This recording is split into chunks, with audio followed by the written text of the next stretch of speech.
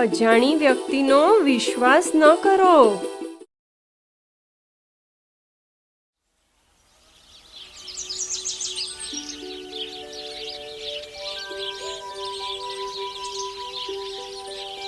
એક સમયની વાત છે. એક જંગલની અંદર એક તેતર રહેતી હતી. ઝાડના થડની પોલાણમાં તેતરે પોતાનું ઘર બનાવ્યું હતું. એક દિવસ તેતરે પોતાના મિત્ર કાગડાને મળવાનો નિશ્ચય કર્યો. કાગડો મકાઈના ખેતર પાસે રહેતો હતો.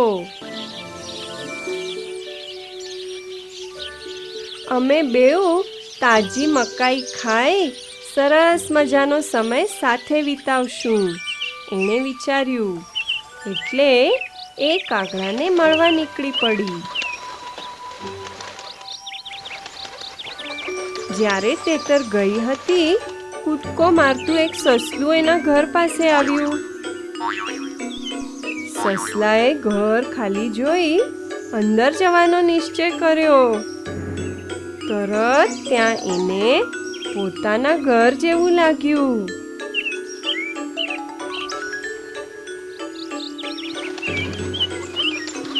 તેતર ત્યાંથી પાછી આવી ત્યારે એણે સસલાને પોતાના ઘરમાં રહેતો જોયો. તેતરે પૂછ્યું, તું કોણ છે અને મારા ઘરમાં શું કરી રહ્યો છે?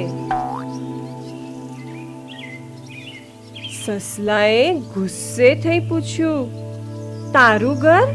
શું મતલબ છે તારો? તેતર ખૂબ રોષે ભરાઈ, આ મારું ઘર છે. મારી આખી જિંદગી મેં અહીં વિતાવી છે. તું દંભી છે, એણે બૂમ પાડીને કહ્યું.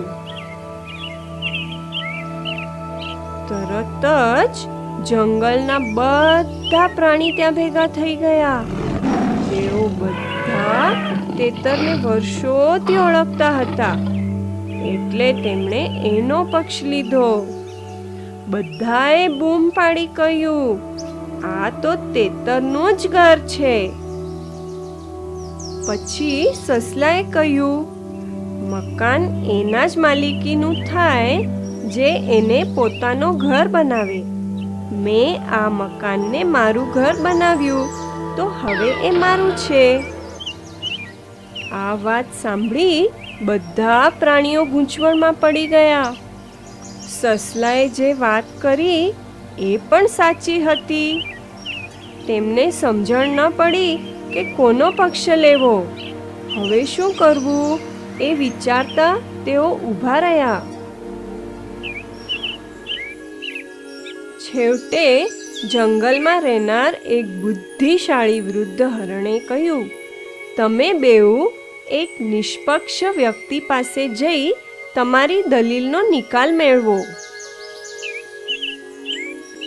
તેતર અને સસલો સહેમત થયા અને એક નિષ્પક્ષ વ્યક્તિની શોધમાં નીકળી પડ્યા.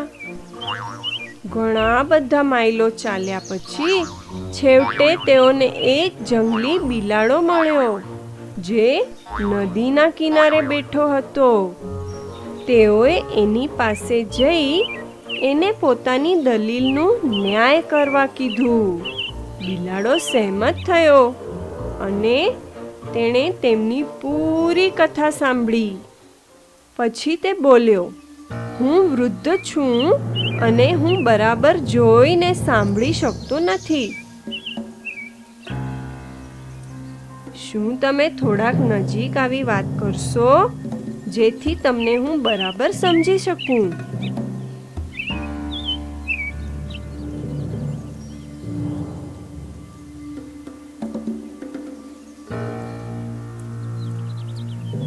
તેઓ એની નજીક ગયા. તરત જ બિલાડાએ તરાપ મારી બેઉને પકડી લીધા અને તેમને ખાઈ ગયો. અગર તેઓએ કોઈ અજાણી વ્યક્તિનો વિશ્વાસ કર્યો ન હોત તો કદાચ આજે પણ તેઓ જીવતા હોત.